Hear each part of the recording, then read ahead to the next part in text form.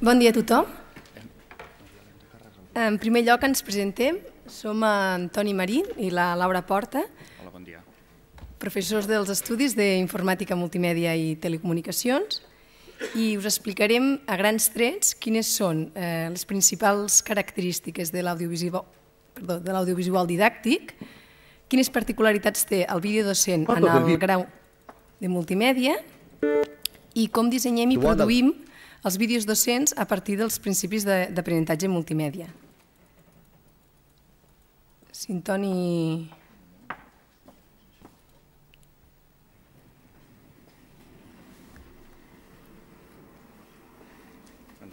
Si us sembla, doncs, comencem.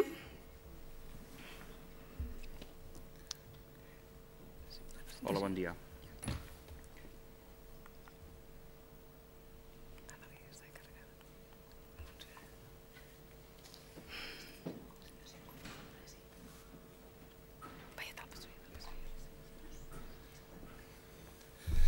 Hola, bon dia. Bé, en primer lloc, comentarem les característiques de l'audiovisual didàctic.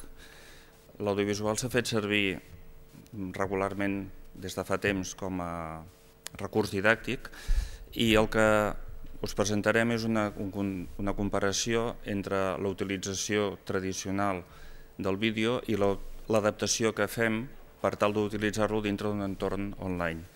Així com fer-ho més o menys de pressa, ens permet... Aquest és un primer exemple que correspon a un vídeo sobre física, sobre la velocitat i l'acceleració. És el començament del vídeo. I l'hem posat d'exemple per comentar les característiques bàsiques que tenen els audiovisuals didàctics tradicionals. Espera.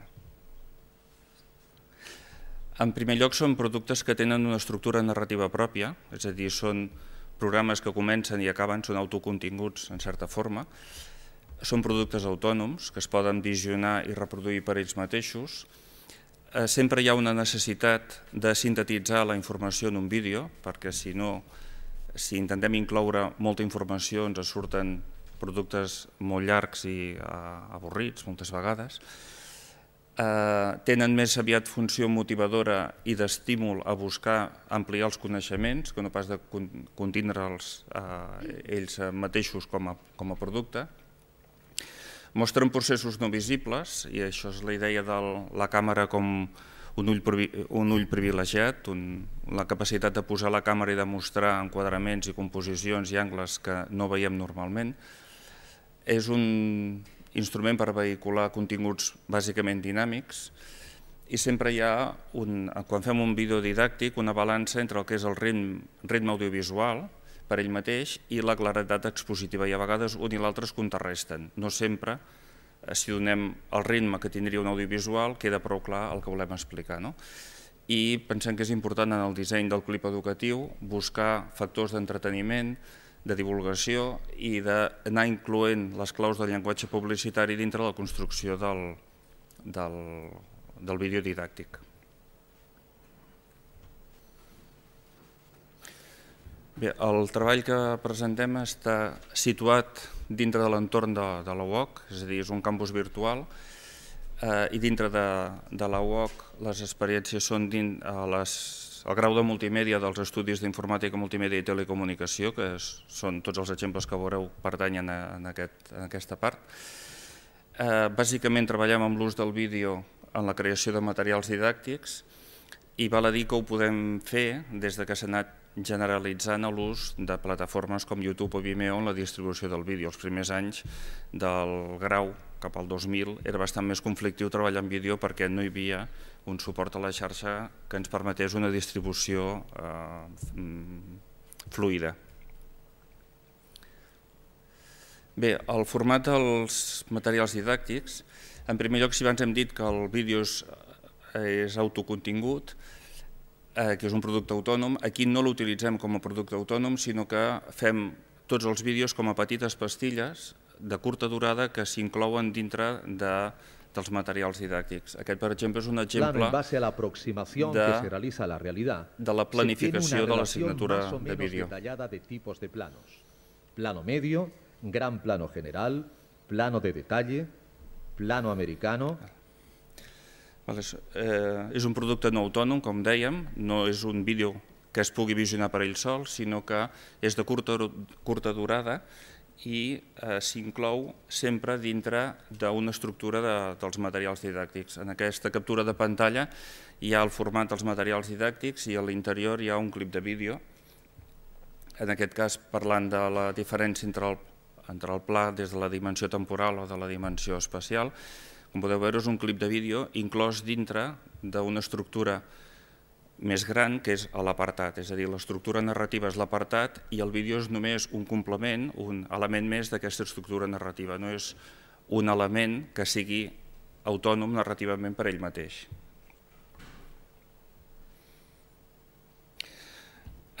Utilitzem també el vídeo per mostrar continguts dinàmics i sobretot, ja que estem en un entorn virtual, per poder virtualitzar processos que amb un ensenyament presencial són més fàcils. Per exemple, l'esquema d'il·luminació en un plató per fotografia o per vídeo, que en uns estudis presencials es va al plató, hem reproduït el plató en 3D i hem fet el clip de vídeo explicant com s'il·lumina i té una part final interactiva en la qual l'estudiant pot manipular la il·luminació. Bé, el vídeo el fem servir també per mostrar continguts procedimentals i en el nostre cas per donar visibilitat al consultor. Els actors d'aquest vídeo és el mateix consultor que hi ha a l'aula i en aquest cas es tracta d'explicar com s'aguanta la càmera, també una cosa molt senzilla quan estem en un entorn presencial però complicada quan estem en un entorn virtual. Bé, tots aquests vídeos es basen en una sèrie de teories d'aprenentatge que ens comenta la Laura. A l'hora de dissenyar els vídeos docents, ens basem en unes teories d'aprenentatge multimèdia. Concretament amb aquestes, la teoria de codi dual, la teoria de càrrega cognitiva, la teoria cognitiva d'aprenentatge multimèdia i el model integrat de comprensió del text i de la imatge. Tots ells afirmen que la informació s'ha de presentar de tal manera que l'estudiant pugui emprar els seus recursos cognitius de manera eficient, especialment en aquells casos en què l'estudiant ha d'integrar més d'un format, ja sigui text sonor o escrit, imatge en moviment o imatge fixa. Si no, el que es pot produir és una sobrecàrrega cognitiva i això el que produiria seria dificultar els processos d'ensenyament-aprenentatge. Per tant, aquestes teories el que ens ofereixen són directrius per poder dissenyar materials instruccionals que tinguin en compte els recursos cognitius de l'estudiant. I a partir d'aquestes teories sorgeixen uns principis d'aprenentatge multimèdia, que tot seguit us explicarem.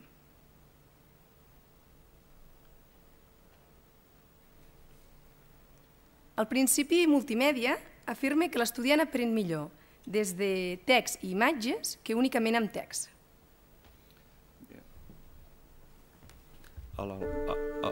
L'exemple correspon a l'assignatura de vídeo, a l'apartat sobre com guionitzar un documental, i en aquest cas posem un exemple d'un documental sobre els rellotges. L'exemple amb veu, amb gràfics, amb exemples, complementa el text escrit. El principi de coherència suggereix que l'estudiant aprèn millor quan el contingut irrellevant és exclòs que no quan és inclòs en el material. El següent principi, el de contigüitat, afirma que l'estudiant aprèn millor quan el text i les imatges són presentades de manera pròxima i simultània. Bé, aquest és un exemple similar dels que ja hem vist abans. La importància d'incloure el gràfic, la fotografia, el gràfic dinàmic dintre de la part del text on es fa referència, no com un complement, una finestra desplegable que s'hagi d'obrir a part, sinó inclòs dintre de l'espai narratiu del qual forma part. El següent principi, el de senyalització, demostra que l'estudiant aprèn millor quan s'afegeixen senyals que posen de relleu la informació important. Bé, en aquest cas és una prova d'utilitzar veu sintètica per l'assignatura de composició i sobre un text en off que donem als estudiants demanem que amb After Effects construeixin una sèrie de tags de text que reforcin la veu en off, que és sintètica. La seva trajectòria cinematogràfica està dedicada... El principi de modalitat afirma que l'estudiant aprèn millor des d'imatges i veu narrada que des d'imatges i text escrit. Han sido tradicionalmente rectangulares. Inicialmente una proporción de un exemple sobre els formats fotogràfics i de vídeo en el que es mescla l'exemple, el gràfic, la veu, és a dir, la interrelació de totes les fonts d'informació per explicar millor els conceptes. En fotografía los formatos han sido mayoritariamente rectangulares.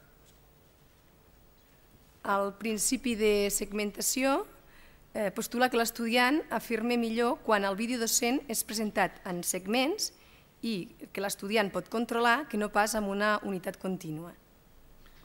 I en aquest cas l'exemple és sobre comparacions de simplificar quan composem una imatge.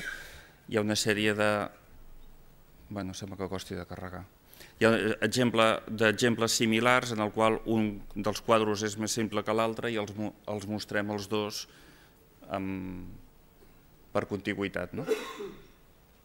Passa al següent, sembla que costa de carregar. El principi de preformació afirma que l'estudiant aprèn de manera més profunda quan coneix el nom i les característiques principals.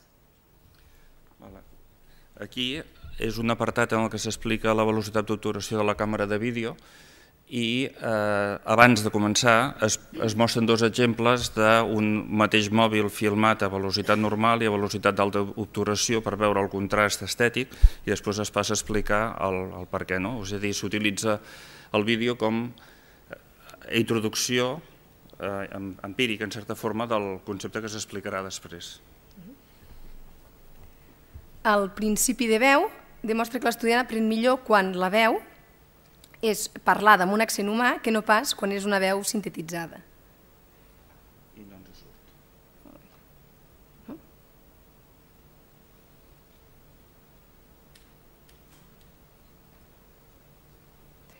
Doncs la idea me la va donar Charles Darwin.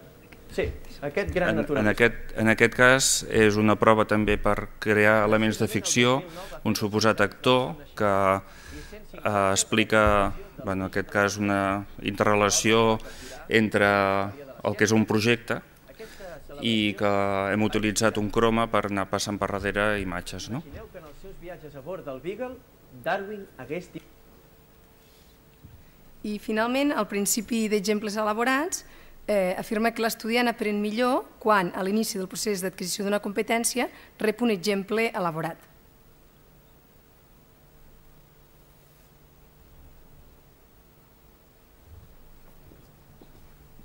Bé, donar un exemple de fotografia i vídeo, en aquest cas explicant la llei dels terços, tant per veu en off com per grafisme aplicat sobre les imatges que estem mostrant.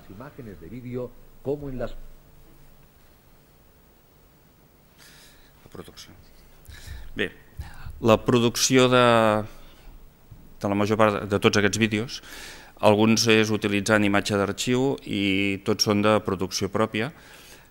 Tenim suport, en el cas del 3D, de la locució o del disseny multimèdia quan la interacció és complicada i bàsicament treballem amb un equipament lleuger, una càmera, micròfon trípode i un fons de croma que, malgrat que pugui semblar complexa, bé, hi ha unes teles que desplegues, però també alguns hem utilitzat una planxa de fusta pintada de blau posar darrere o una simple moqueta. Vull dir que en principi sembla complicat, però són recursos de fàcil utilització. I els 3 exemples de baix són d'aquest cas. El primer és el mateix exemple que hem vist abans, del xicot que vam fer d'actor i un personatge de ficció en el qual ens ha explicat una història.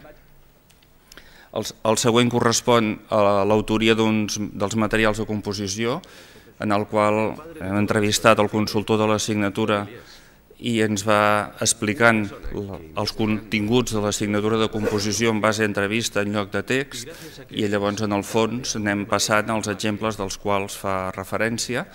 I el tercer cas és el d'un expert, una producció rapidíssima, vull dir, un expert en fotografia que hem demanat que intervingui a l'aula.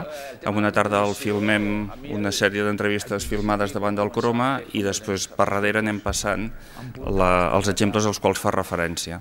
És a dir, són 3 exemples més o menys elaborats, però per exemple aquest és una producció d'una tarda per produir vídeos que col·loquem a l'aula i que utilitzem en la dinàmica de l'aula.